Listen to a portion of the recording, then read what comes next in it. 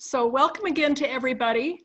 My name's Karen Holweg, and I want to thank you all for joining us this evening. I am associated with the CU Center for Sustainable Landscapes and Communities, and we've been hosting these kinds of opportunities for people to learn about the ecology of the forests in our open space systems for about 2.5 years, 3 years now. And in collaboration with the Boulder City Open Space and Mountain Parks Department and the 4 Mile Watershed Coalition and the University of Colorado's Masters of the Environment program, we decided that we wanted to do something this year that was appropriate for a pandemic. And so we started trying to figure out how we could do a field trip and stay socially distanced. And so what you're experiencing today is the first ever Take a Hike program. And it's a series. There will be others coming up, and we'll let you know about those. But we're really happy to do this premiere program today and welcome all of you to Take a Hike. This first Take a Hike program has a series of 3 parts to it. As you know from the title, the topic is fire and forest health in the Shanahan Forest, which is part of the city's open space and mountain park system on the west side of Boulder. And we're starting today with an introduction and orientation session that will last about an hour. Then we will provide you with a story map so that you can go and take a hike in this location on your own, at your own pace, anytime between August 21st and September 2nd. Then on Thursday, September 3rd, we will gather again, and we will be seeing all of you for a post-hike discussion. We'll have an extensive question and answer period when you'll have an opportunity to ask questions about things that you've observed or wondered about on your hike. And we'll have a pretty free-flowing discussion then so that we can delve into questions that you've gathered and observations that you've made during your hike. The purpose of this socially distanced learning opportunity is, as with all of our Center for Sustainable Landscapes and Communities programs that have to do with forests, is to enable you to learn a bit about the forest ecology and management of our forests in an exemplary kind of way that otherwise you wouldn't have an opportunity to do, but because we're providing this opportunity, you'll have a special chance to learn about forest ecology and forest management and engage in dialogue with a diverse group of stakeholders here while we're on Zoom. Because this is socially distanced, you won't have that opportunity out in the field directly, but we're hoping you can bring your questions and observations back, as I said, so that we can engage in a more robust discussion with a larger community online following your hike. So the next question is, where is this? And since many of you are not from Boulder, I'm going to give you sort of a general overview of the city of Boulder and where it is, and then give you a way to Google the location so that you can find this area. I don't know whether all of you have the 4 pictures on the right-hand side of the screen, but the map that I'm showing is the southern part of the city of Boulder. And you can come into Boulder any way you want, but you have to go to the south end of Boulder. And this map shows the southern part of Boulder. And if you look in the lower left-hand corner of the map, you can see a brown dot that says North Fork Shanahan. And that's where we're headed. And in the next picture, you can see that the intersection to Google is the street names on the top light green area, Lehigh and Lafayette. If you're outside of Boulder, either Googling Lehigh and Lafayette, or it's covered up on the right side of the screen, Lehigh and Redstone. Down here, if you can see my cursor in the lower right-hand corner, is the Lehigh and Redstone trailhead start. And up here in the upper left-hand corner is the trailhead start that's at Lehigh and Lafayette. Either of these locations are good starting points. Both of these locations have bike racks where you can lock up your bike. They have bus stops so that if you're coming in on the skip bus, you can get off at either of those bus stops. If you're driving in, you can park at designated areas along the street that allow parking. There is not parking on every street here, so be sure to pay attention to the street signs that allow you, that inform you where parking is legally allowed.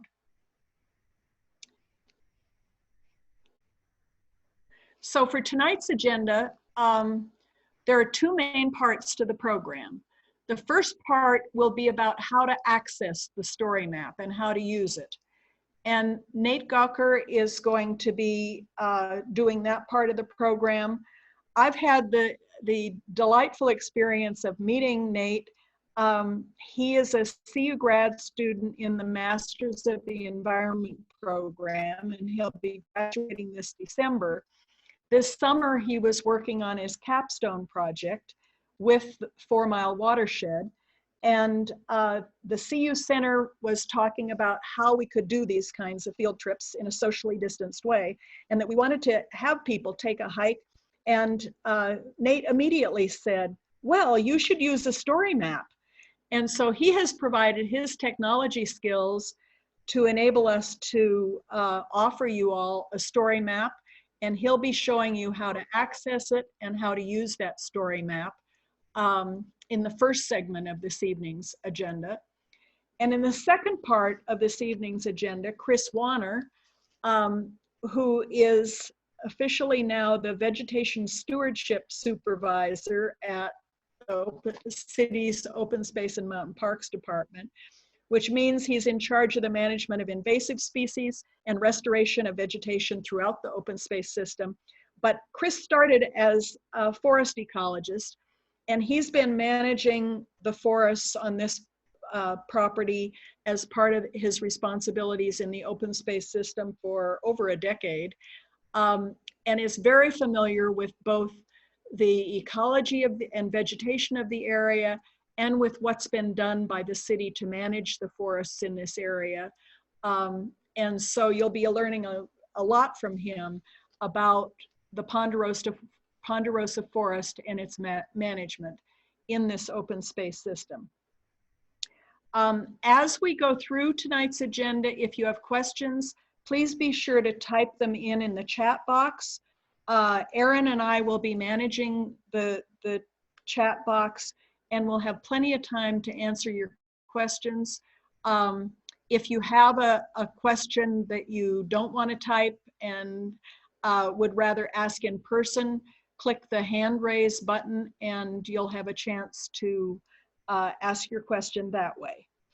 So without any further preliminary activities, Nate, why don't you share your screen and show people what a story map is? Awesome, yeah, sounds great. And thank you, Sharon, or Karen. Let's see here. Okay, can everyone see that? Looks good. Yes. Perfect. All right. Can you enlarge it a little bit and start from the two trailhead entrances that I just mentioned at Lafayette and Lehigh, and at Redstone and Lehigh, and point those two locations out on the story map to begin with? Yeah, let me move this really quick. All right. Yeah, so one thing that's also pretty cool about this, so I worked with Karen on this, and we kind of identified these are the main areas that you would be parking at. So let's see. There we go.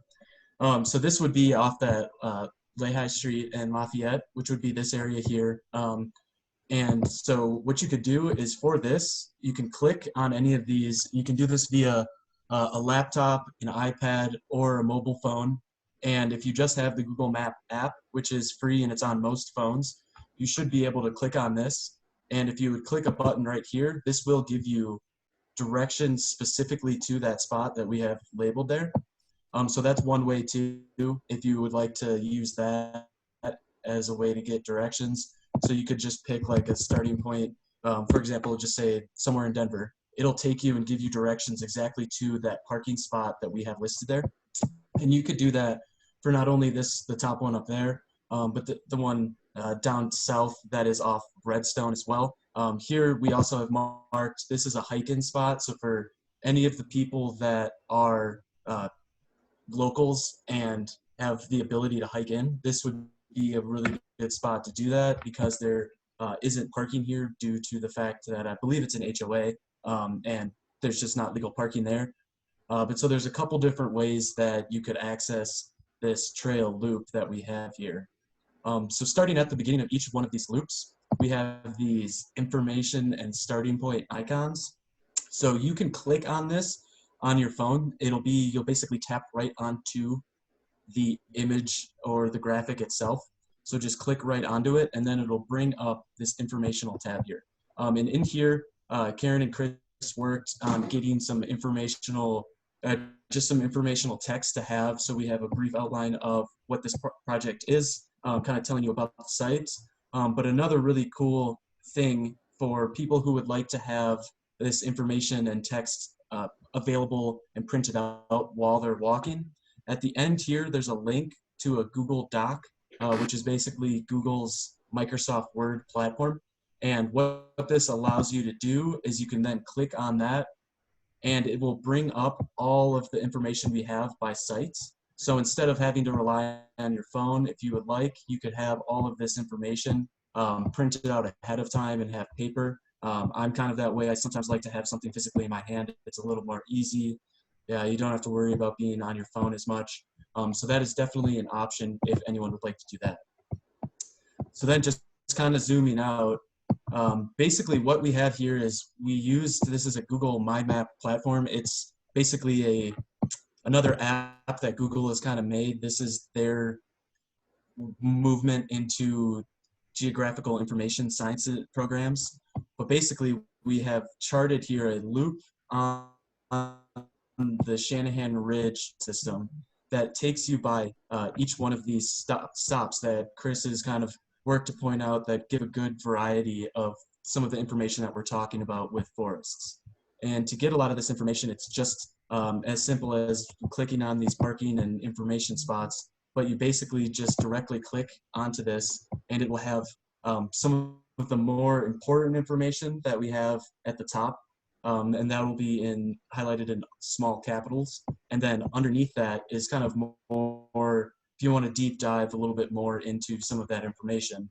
So if you wanted to just catch the summary, kind of the gist of it, you could catch that right away at the beginning, at the top of these information boxes. And then if you read all the way through it, there's plenty more information if you'd like to kind of spend more time with that as well. And so for most of these stops, we have actually included pictures as well. So when you're looking at this, so you'll click on this icon, similar to what you will have had to do for each one of these. It'll always just be clicking directly on the graphic. It'll pull this sub panel out again. And for each one of these pictures, you can then click on the picture and it'll highlight it basically and put it in a presentation mode of sorts. And then once you are in there, so this one only has 2 pictures, but we have several that have a couple pictures. And once you are able to do that, you can basically comb through the pictures and kind of see some of the relevant information that we have put in there. This might be a good example. Oh, that's still one. There we go. I think this one has a couple. So this one has a couple. So you would go in here. So here we have a graph of the % cover of native plants. Excuse me. And you could then cycle through all of these pictures that we kind of have included. And these pictures tie in directly with the text that is included as well. So it's kind of a fun way to work off of the information. Like you read the text, but then you can also see it kind of visually. And the idea is you'll be reading this text and you'll actually be on the landscape and able to see exactly kind of what we're talking about while you're out here hiking. We included a couple of just arrows to kind of show you the direction. Right here, we just have there's a water tank road that's actually not a part of the trail. So we have some directions in there and then the arrow. But so basically you're gonna be doing this loop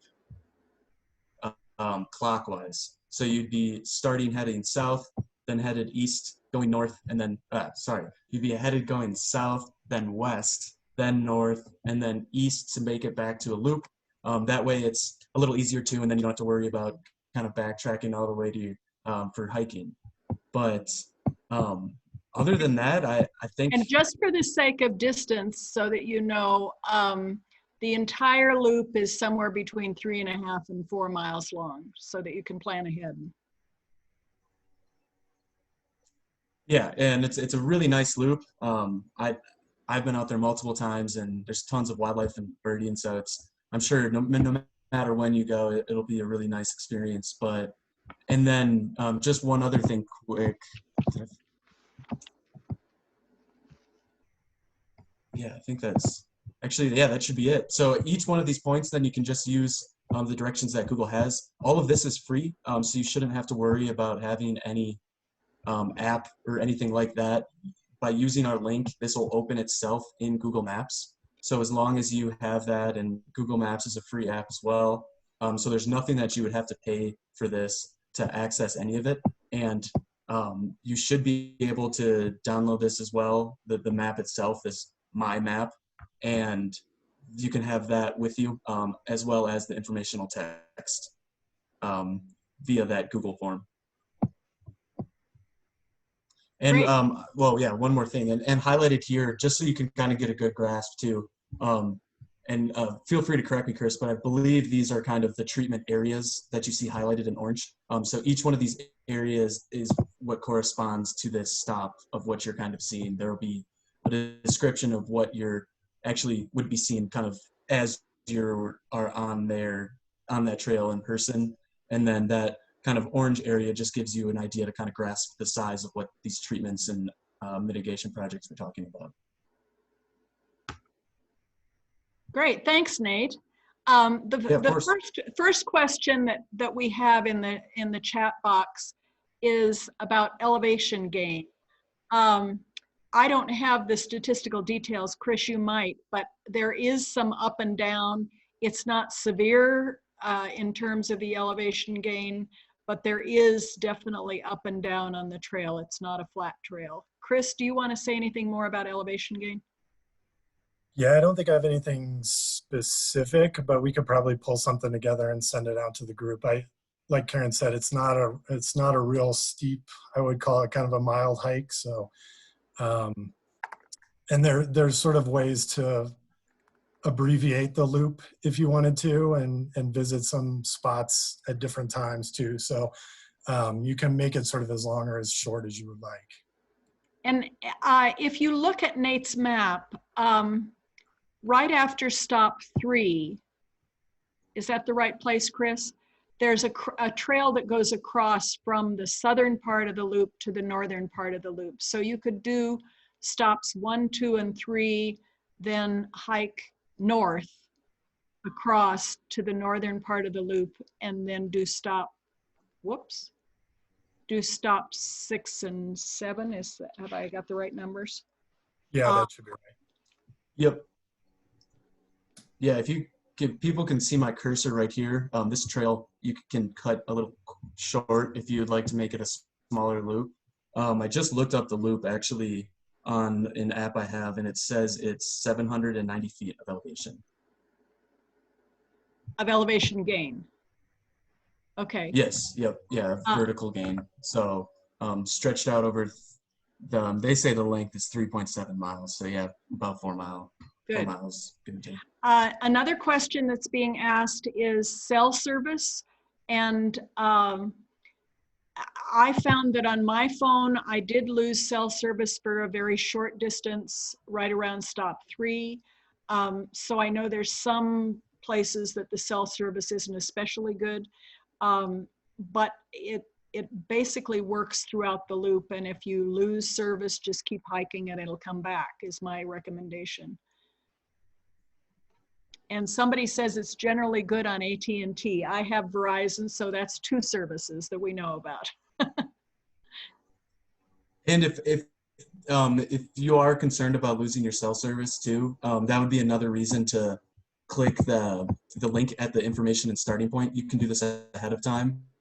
And then if you just click that link right there, it'll have all of the informational text and the graphics that we have for all of this. And then you can just download that and print that ahead of time. And so that way you could just rely on the Boulder County or the City of Boulder open space signage, but then have that informational text with us, and you would be able to probably roughly kind of see just where you are given with the ebbs and flows of the trail to kind of get a good idea of where you're at. And use a printed hard copy. Yes. Okay, any other questions about the technical details of getting the story map? Erin has sent you the link. We'll be sending out another email after this Zoom session is over, and it will also include the link in it, so that you'll have plenty of chances to get the link in an email or on the chat, in the chat window. Okay, Chris, why don't you proceed with the introduction to the Ponderosa Pine Forest ecology. Let's see if I can share my screen here.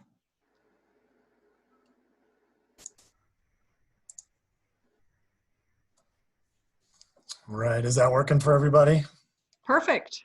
Awesome.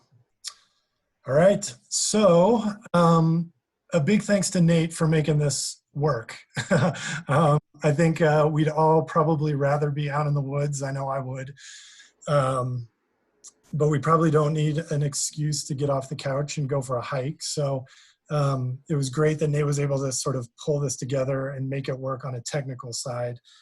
And everybody hopefully can take advantage of getting outside and socially distancing and getting out on the trails and hopefully learning something. So this portion of the show tonight, I just wanted to really focus on sort of providing some context, you know, kind of talking about what we're doing out there on Shanahan. And this, you know, this is really focused on the Shanahan area and the folks getting out to walk the Shanahan Loop. But a lot of this information, a lot of the kind of stuff that we're going to talk about in this applies up and down the Front Range. If you've got ponderosa pine, you know, from Fort Collins to Colorado Springs, a lot of this stuff will work for you, and you know, the stories kind of stay the same. So there's that piece of it. And then I also want to kind of add in a lot of the management that we're doing in this area.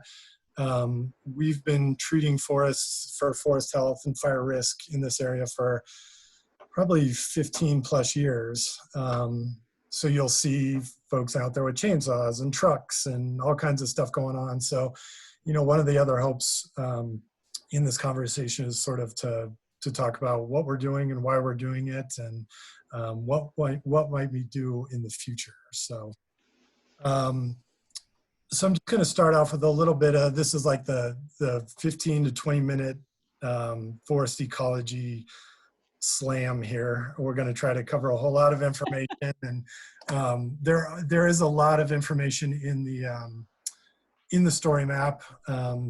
You can read or not read as much as you kind of choose, but there's some stuff in there too that at least this will give you some background and maybe some a lot of the terms that we kind of throw around. But one of the unique things about being in Boulder and being on open space is that we are located right on an ecotone. So an ecotone is where two major ecosystems come together. In this case, you're looking you know, you get to Shanahan, you look east and you're looking at the Great Plains, and you look west and you're looking at the Rocky Mountains. So we're located in this spot, and the Shanahan Ridge area is right in this lower montane area. So right on the edge of those two major ecosystems, and kind of within a mix of forest types, and at the edge of the ponderosa pine forest, which is really what we're going to be focusing on tonight. But we're kind of in that lower montane. This will be kind of the system that we're talking about when you're in the Shanahan Ridge area. So ponderosa pine is kind of one of the dominant vegetation species within this lower montane. We've got, you know, kind of a mix of shrubs and grasslands, but ponderosa pine really influences what's growing out there. We'll talk about the overstory and the understory. So this is one of those kind of definition spots. The overstory being kind of the vegetation that is forms the upper layer. So in this case, the trees, and the ponderosa pine is the trees. Shrublands, it might be the shrubs, but it's kind of that dominant overstory vegetation. The understory being everything that's underneath there. So the grasses, the forbs, and ponderosa pine, and it might be shrubs. So kind of knowing what you're looking at is key as far as the trees go. So ponderosa pines, it's fairly easy to identify on Shanahan because it's probably the only tree that you're going to see. You know, you're looking at thick bark, thick red bark. Can everybody see my cursor? I'm pointing like you know what I'm talking about, but hopefully you can. Pine needles, okay. I see a thumbs up from Nate. Needles in groups of 2 to 3, that's kind of a diagnostic of ponderosa. Round cones, about baseball size. Right now, this is kind of the season where they're dropping off, so you'll see lots on the ground. And then another thing that's always fun is to get out there and sniff a ponderosa pine. You know, it's got a vanilla smell. Some people say coconut or caramel or butterscotch, all kinds of things out there. But, you know, give it a smell. This is all about kind of getting out and experiencing the forest and looking for characteristics. The other thing I want to point out in this picture on the right really kind of demonstrates mature ponderosa pine. So, you know, beyond just the diameter, you know, the older trees are usually the bigger trees. But you're looking for that nice orange furrowed bark, big thick branches higher up in the canopy. Usually they kind of flatten out at the top with those trees. So these are just a few of the things to kind of look for working through the forest. You want to kind of take in what does the composition look like? Are there big trees? Are there small trees? Is there a good mix of things? All of these things are kind of leading to what's a healthy forest? What's a forest condition that we want to get to? Within the lower montane forest, the fire regime, or kind of what you would expect these areas to burn like, is a frequent low intensity fire. You know, you can kind of see this demonstrated in this picture. Basically, you're burning off the understory. It's moving through the grasses and the needles and the fine fuels that are the primary carriers of fire in the lower montane. The kind of the adaptation the ponderosa pine have to this frequent fire is the thick bark and the self-pruning and self-limbing of branches that keeps the fire on the ground and keeps the fire out of the canopy.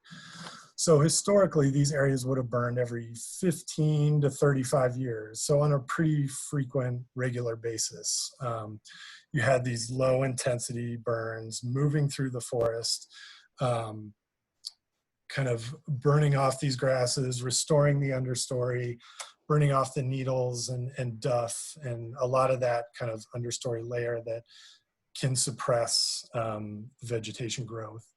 The other thing that it did was it burned off a lot of those small ponderosa pine that were kind of just getting established, just growing up, and it maintained these really open, you'll hear it referred to as park-like forest structure in the lower montane and ponderosa pine forest. So, you know, you might have clumps of 3, 4, or 5 trees and then open spacing and maybe individual trees spread out, but really it was this kind of mosaic of grasslands and trees and openings across the landscape. So that kind of brings us to now. Like I said, these areas used to burn every 15 to 35 years. And over the past 100 plus years, we've gotten really good at putting those fires out. So we've had a direct impact on how these forests have burned over time and the fact that they haven't burned over time for the past 100 or so years. You might hear, you know, kind of fire suppression or terms like that, where really, you know, the definition there is that we've taken fire out of this system. A natural process that was occurring on a regular basis is no longer occurring in those systems. So you get an impact that you can see, right, you know, on photos.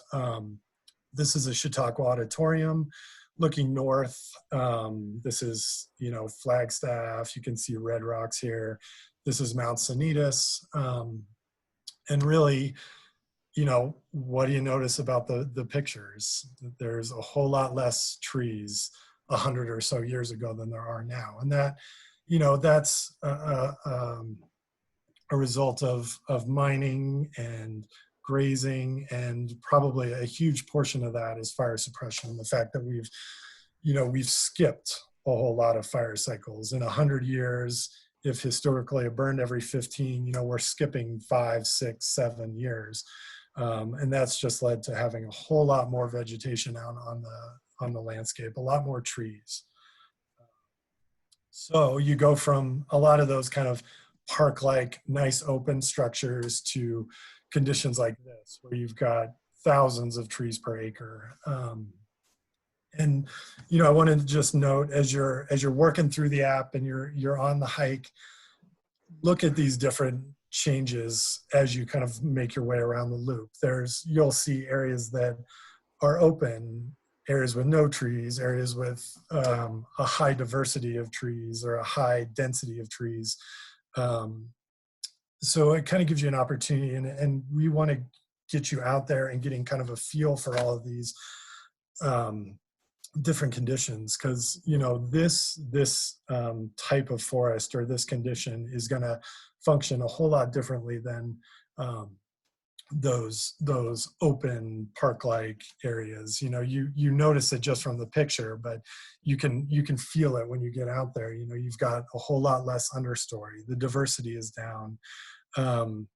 These areas tend to be quieter because you don't have the same amount of bird use in these areas.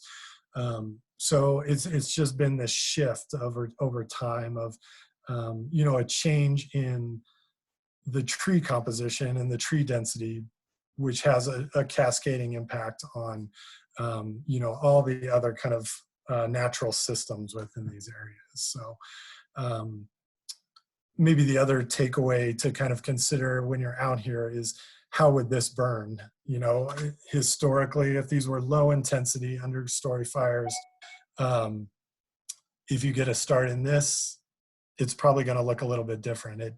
It may just kind of punk around and not burn at all. Or if we have conditions, a windy day, conditions like this week where it's 95 degrees and you got a stiff breeze out of the west, this would go up pretty quick and burn really hot. So kind of things to think about as you work your way through the tour.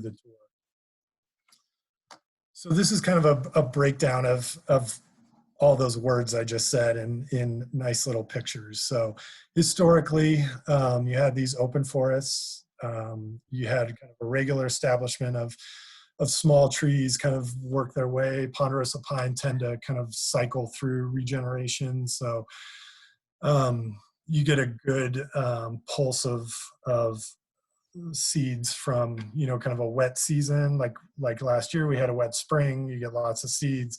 You get small trees growing. And then historically, there was this kind of regular fire cycle that maintained open conditions. It burned off some of those little guys and kept the forest open. So what we're facing now is kind of, we missed a step. You've got these open conditions, they filled in, and those small trees have over the past 100 or so years been able to grow. In this case, you get what are called ladder fuels. So another term to take home. But basically you've got fuel that will move a fire from the ground up into the canopy, a ladder up into the overstory layer. So without that regular fire cycle or fire regime,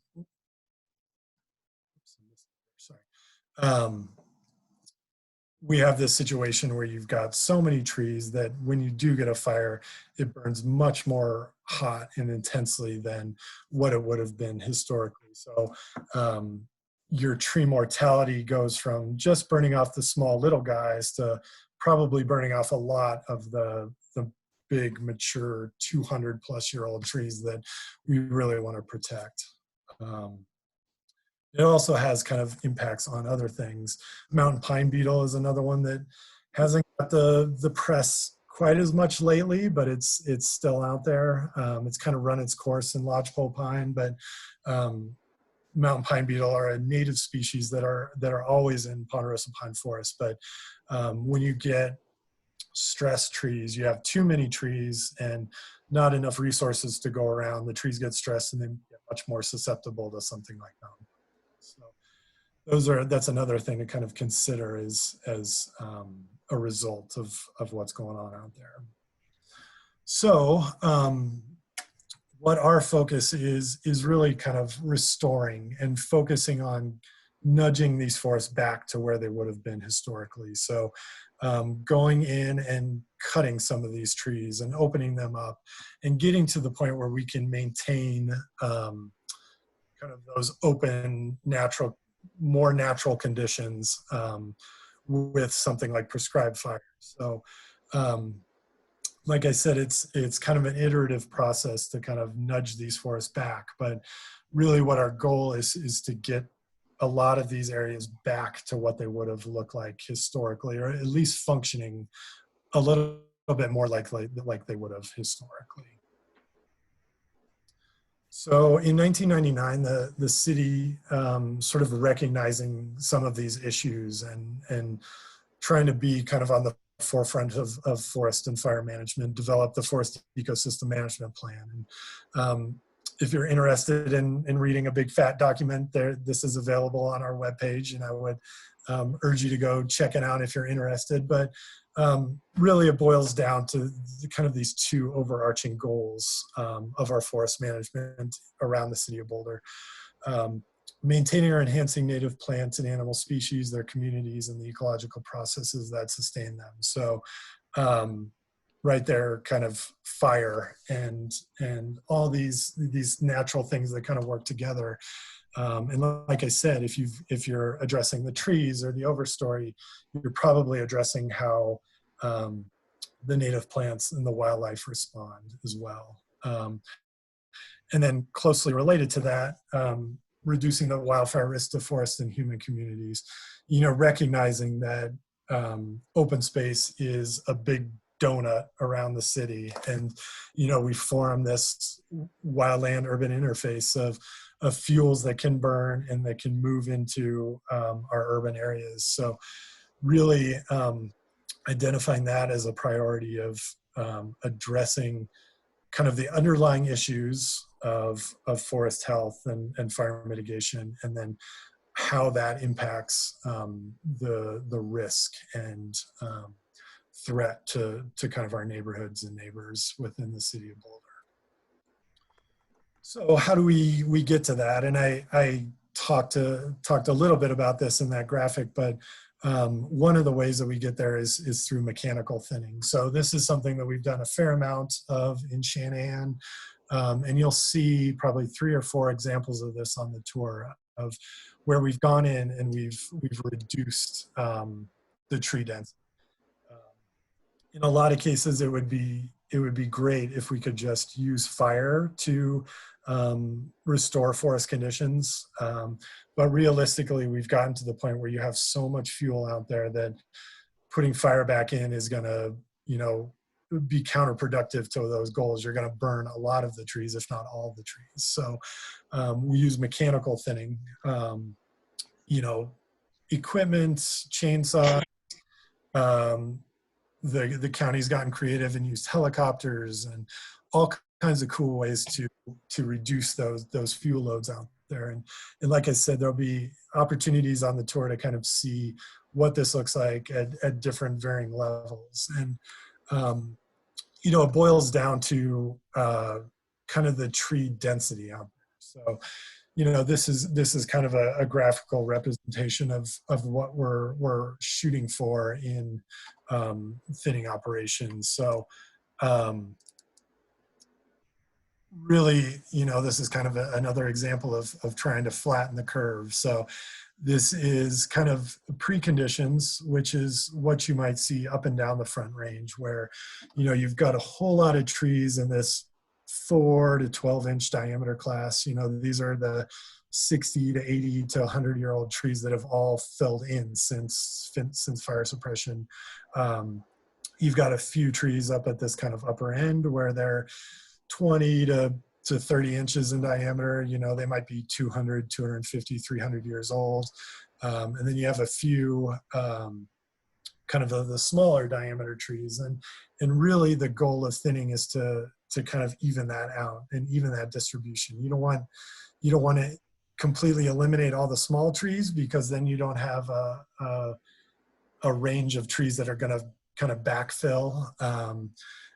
And you also don't want to kind of eliminate any size class across the distribution. So it's really about kind of getting an equal distribution across the landscape of a mix of size classes. So you've got a long-term sustainable forest that, you've got small trees that are replacing the medium-sized trees and medium trees that all the big old trees as they kind of die out. So this is the goal of thinning, is to kind of address that fuel load and that density up front. So this is kind of what it looks like on the landscape. This is an example, not from the Shanahan area, but from Flagstaff. This is Green Mountain in the background. And you can kind of see mid-project, this is an area that is thinned. And, kind of all those ladder fuels and that high density of trees per acre on the left.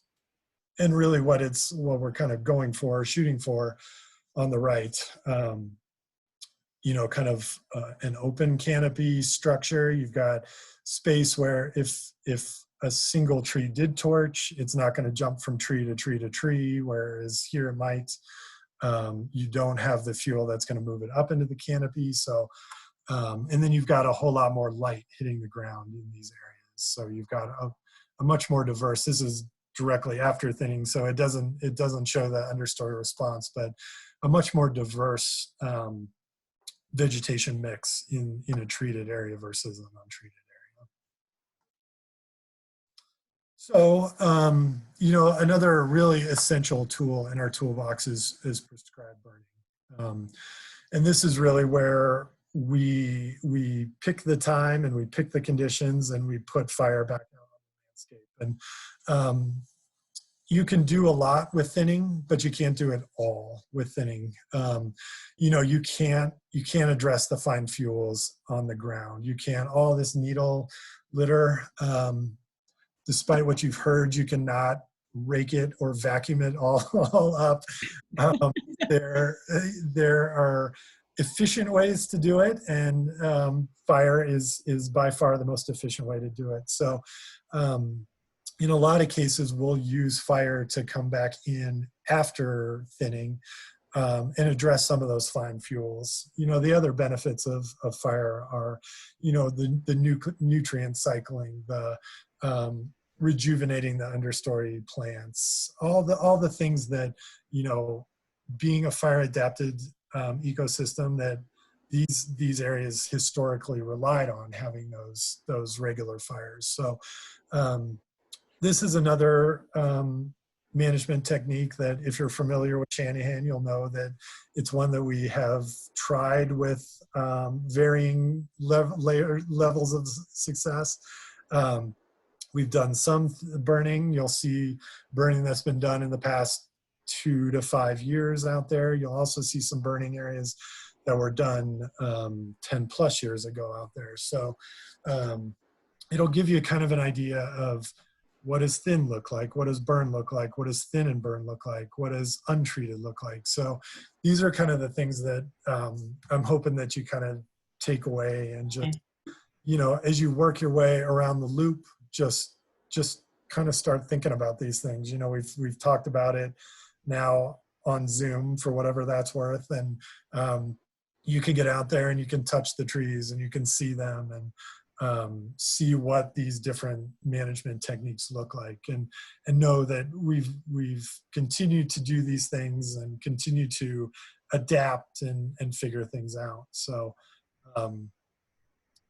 this is a graphic that is also in the story map, so you'll see this again. So I'm not going to get too in depth on this, but as you make your way around the loop and you look at some of these prescribed fire areas, another thing to think about is what's the complexity when we do something like this. We're close to homes, we have a lot of fuel, and we have kind of all the considerations that come with burning.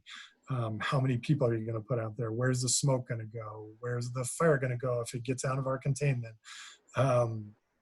Who's going to respond? Who's going to lose their job when it doesn't go right? So all of those things that we think about, and keeping it in the box, that's what we talk about. Is it all boils down to keeping it in the box when it comes to prescribed fire. What are we going to use to as natural fire breaks or hand line or black line techniques that you'll learn about as you make your way around the loop, and you'll see examples of it out on the landscape. So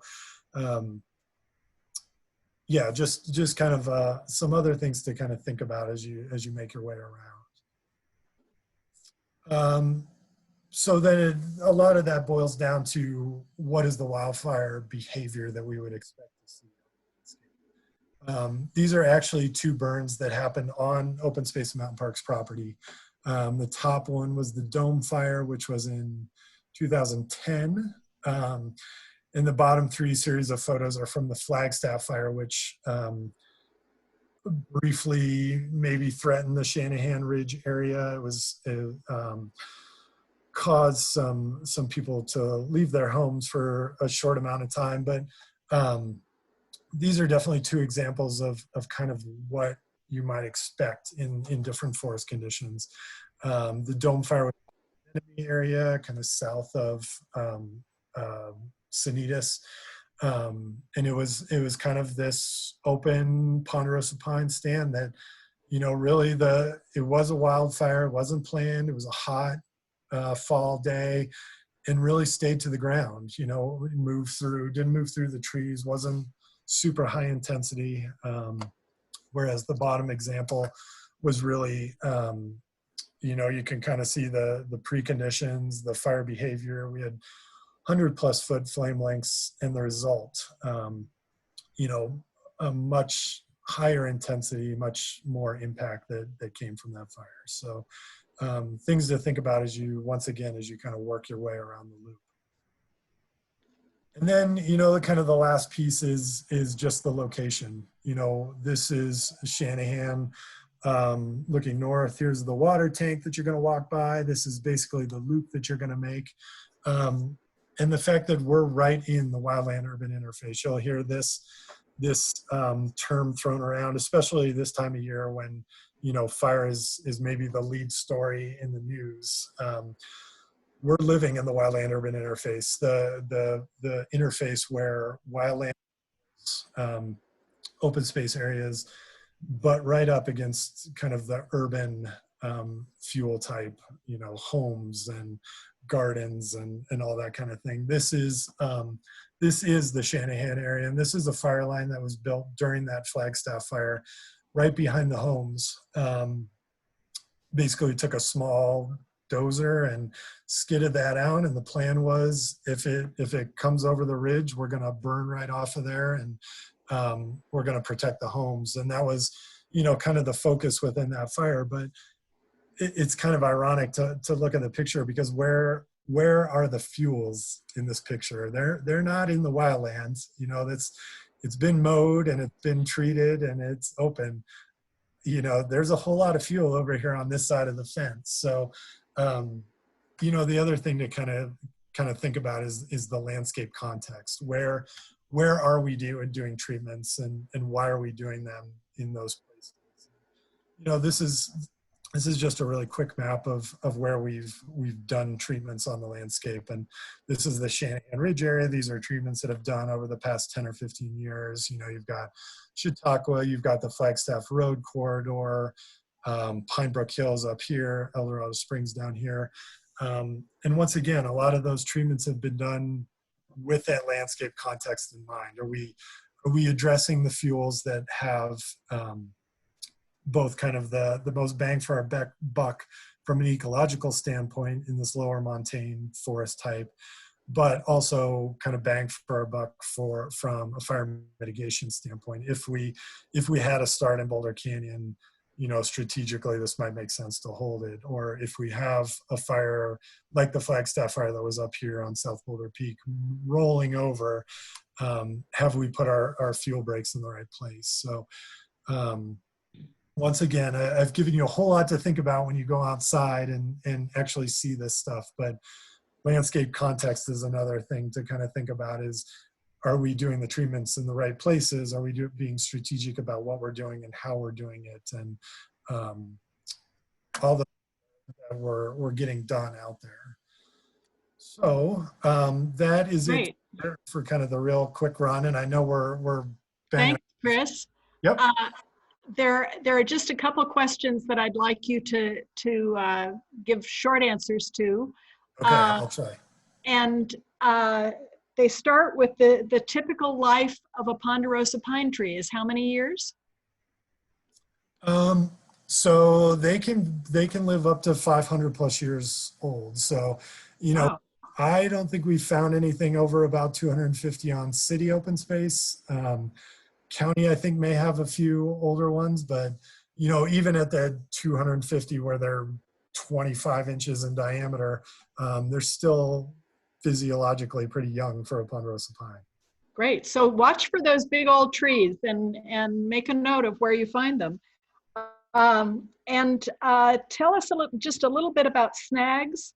Do you intentionally leave them with prescribed burning and thinning? And how many do you account for per acre? Or is there any kind of indicator like that? Yeah, I think that's a great question. I could probably do a whole nother hour on snags, but because we haven't had fire and because we haven't had sort of that regular mechanism for killing trees, we are really deficient on snags. So snag being a dead standing tree, which is great habitat for a variety of wildlife, but you will see, I'm not sure if you'll see any in the Shanahan area, but there are areas where we've basically tried to kill the trees to create that habitat. And really what we're shooting for is 2 to 5 good size. So, you know, 12 to 14 inch diameter snags per acre. So great. Yeah, we can get a lot more of those with prescribed fire too. Great. Well, I'm sure many of you will come up with a lot more good questions and observations as you go on your hike. Please be sure to jot those down. Take notes, take photographs, email any questions you have to this email address that's on the screen. And that will help us to frame the follow-up session, which is again September 3rd from 5:30 to 6:30. We look forward to seeing you all then with a lot of good questions and comments for a real robust discussion. So thanks for your participation today, and get out there and take a hike. And I see there's still a couple of questions on here, so I don't mind sticking around if people want to. I know it's the dinner hour, so probably folks are ready to hop on. I can work my way through some of these if interested. Good. Okay. So let's see. Can one simply pull up ponderosa pine saplings instead of having to get a saw out? That's a good question, and that would be a way to do it. You got to catch them early if that's going to be your technique. Ponderosa pine have a real thick, sturdy taproot, so get to be about, I don't know, 3-5 years going. You're probably not going to be able to pull them up, but if you can catch them early, a pair of loppers is a good way to go too. So why does there seem to be an insane amount of ponderosa cones on trails compared to other years? This is another great question. Part of it is the timing. Like I said, ponderosa tend to kind of go in cycles as far as their regeneration goes. The ponderosa pine cones take 2 years to mature. So what you're seeing dropping now are the cones that started to grow last spring. And we had a fairly wet spring last year, so that resulted in a fairly good cone crop. So August, September is kind of when you start to see those cones drop. So we just are having a plethora of cones drop this year from that were established last year. And watch in the forest for where you see more and less cones. It's really interesting. Yeah, definitely see some patterns out there too. One other question here about pine beetles. Why have they run their course, or what can you say about that? Yeah, it does seem like they've sort of run their course, at least in the lodgepole pine. I don't know if anybody really quite understands it, but when pine beetles get a taste for one tree, they tend to kind of stick to that tree, at least when the populations explode kind of at that large scale. So at the higher elevations where you would expect to see kind of the upper montane, where we're kind of moving our way up in elevation, where you would get lodgepole pine. A lot of the big mature lodgepole pine that the beetles favored have sort of, they've eaten them all by now. So they've kind of eaten themselves out of house and home. You know, whether we'll get another kind of pulse of pine beetles in ponderosa pine, it's certainly possible. And you know, there's some history of the late 70s, early 80s. There was a big mountain pine beetle outbreak in the lower montane. You know, you can still see stumps on Shanahan of where a lot of those trees were cut out. Historically, you know, in the past, people thought we'll just thin out the beetle trees and we can cut our ways out of this. And in some cases that worked, and not so much. But yeah, that you know, it's like I said, kind of run their course, at least in the lodgepole at this point. Great. Well, thanks a lot to all of you, and to Chris again, and to Nate, and we'll see you again on September 3rd. Awesome. Thanks all. Thanks, Chris. Good job, Chris. Thanks, everyone. Thanks. Thanks, Chris. Of course.